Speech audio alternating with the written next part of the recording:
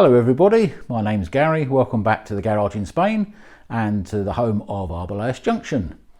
So after my October update, which obviously showed the work I've been done over the last year on the railway, I've now done a little monthly update for November, and this is basically going to show the work that I've achieved since that last video.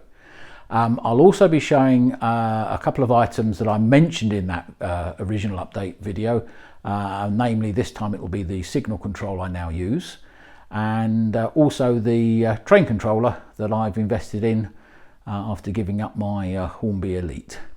So the main work I've been doing on the layout has been the elevated section of the branch line, which is quite an extensive build. And I've gone away from my normal design and scratch build for this and decided to go down the road of some card kits. And I've gone with a company called Metcalfe, and I'll post details of those packs that I've used down below. And the reason for doing that is basically because of the long run that I've got of the elevated section. They're card kits which I've found have been very, very good, so well designed, and the instructions for build are brilliant. So I'll show you all that. I've also done a ramp up to the station area on the branch line, and as I say, we'll look at the controller for the trains, the overall controller, and also for the signal control, which is wrong because it's actually the point control. So I'll get the camera off the tripod now, and we're going to have a look at the branch line elevated section and show the work that's been done. Okay, so here you can see the branch line extending down from here all the way up on the ramp, and those are the kits that I've bought from Metcalfe, card kits there. So that comes all the way up from there through the tunnel mouth there, and then this section here is the elevated section up from the road, and I'll put that in context in just a moment. There's a elevation here of 70 millimeters up from this baseboard up to the top. The ramp is all designed by Metcalfe to meet those standard sizes, which was excellent. The road surface is card at the moment, that's just a temporary thing. But to show how this works in relation to the rest, here is the main station at Arbeláez. This is the main road that comes out from the station, and the idea is it'll swing round here, along here at this level, and then disappear off into the distance where there'll be a scenic break, so that the coach sidings and the rest of the fiddle yard over here as such is hidden, but obviously there'll be a road junction that will come from here and then back up here and then bring us up onto the station area. So there'll be some goods yards, coal yard, etc. to there. Okay, so now looking from the other end of the layout, you can see how the elevated section leads up to the top, and then back down to this end when it starts. This I'm still waiting for some more card kits because I've run out of the 4 sections. They come in 4 sections that you build up individually, and I'm going to do another run of 4 before then going on the descent to the normal base level, and that will be done in the same way as I've done for the car park, or rather the road access up to the car park at the station up this end here. So this will give you an idea of what the kits are, or how the kits are designed. As you can see, they come in separate sections, a bit like making the main walls. So these are each of these items are made separately and then just added together with the cross struts here, which make a nice firm and quite sturdy kit actually. Once the glue's gone off, they really are nice and secure. Again, the other wall sections come in these panel sections. This one here I've had to do a bit of a kit bash and reduce the size of that. But even the capping stones and this type of stuff is all available to do any sort of adjustment you need. And if I carefully prise these out, these are not obviously fixed in place at the moment. Each of these wall sections is made individually and then obviously positioned as you need. So as I say, I'm very pleased with the kits. They've been very good quality, and the colour match through the different packs that I've bought have been very, very good. So on that side, I am very pleased. So there's a lot more to do yet, obviously. There's more work to do on this section. I've got to put the proper road strengthening pieces in here. They just sit up on this line here, matching with the top of here, and then whatever surface I decide to put on the top for the station. That's still to be done, but we'll get over that in the next few weeks. Okay, now let's go and have a look at one of the other items I spoke about on the layout. And for those of you who have seen the older videos, on these side panels there were the mimic boxes which I had to control the points on the layout. So we'll go and have a look and see exactly what I've done now for controlling. So for controlling the layout now, I went for a Roku Z21 train controller. This is used in conjunction with a Wi-Fi unit, which comes with the actual cost of the unit, and that then allows you to use the Wi-Fi on an iPad or your iPhone, or in fact the laptop if you wish, to set up the layout. And what I've done is just to show, because obviously I'm filming with the iPhone that I usually use to control the trains, but the setup comes very, very easy to use, very, very user friendly, and basically you can have a stable of locos to control.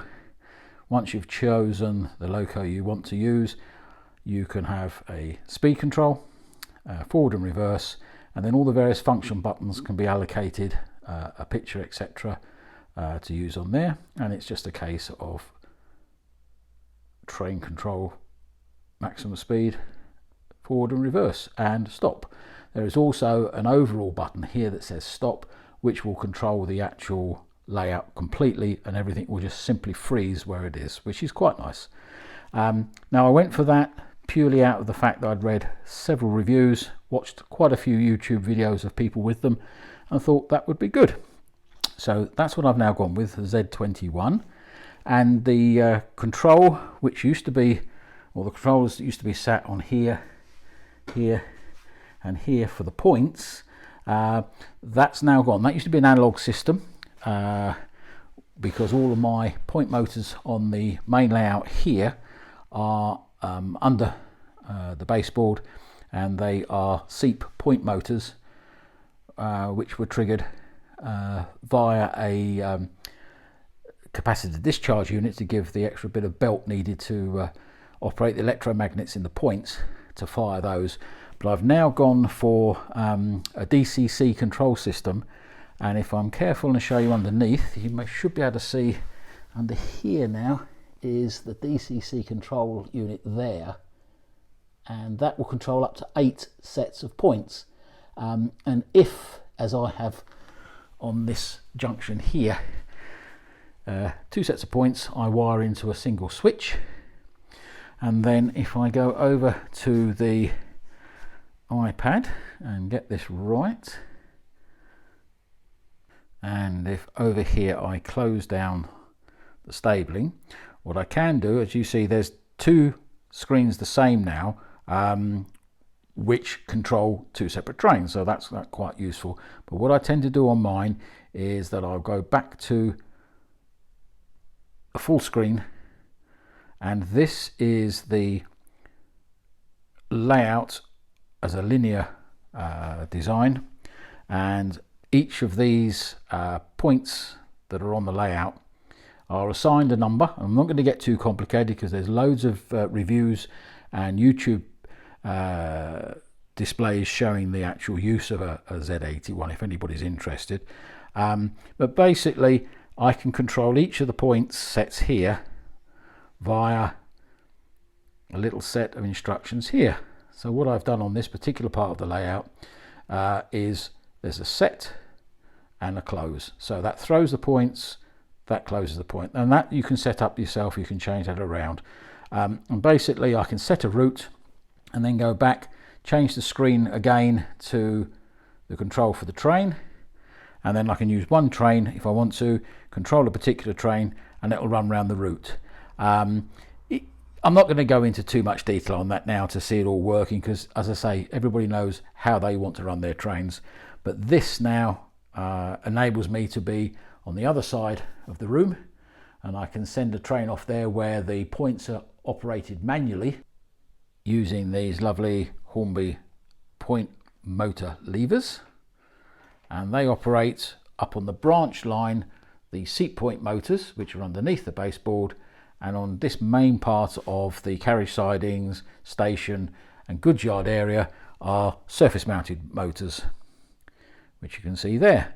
And obviously I have the instead of an electronic version, I have a manual linear system there, so I can decide which points need to be thrown when needed. With the purchase of the Z81 and also with DCC Concepts point motor controllers.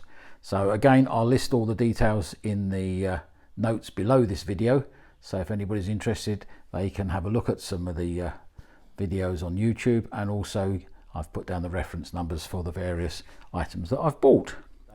As I say, there's a lot more work to be done on this section with the ramp up to the branch line, and I'll bring you that in the next update.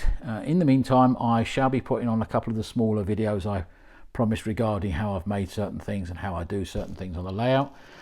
Those will be in like little short videos, and they'll come up over the next couple of weeks. Okay, well I think the video's dragged on long enough now. That's the update for November 2022 completed.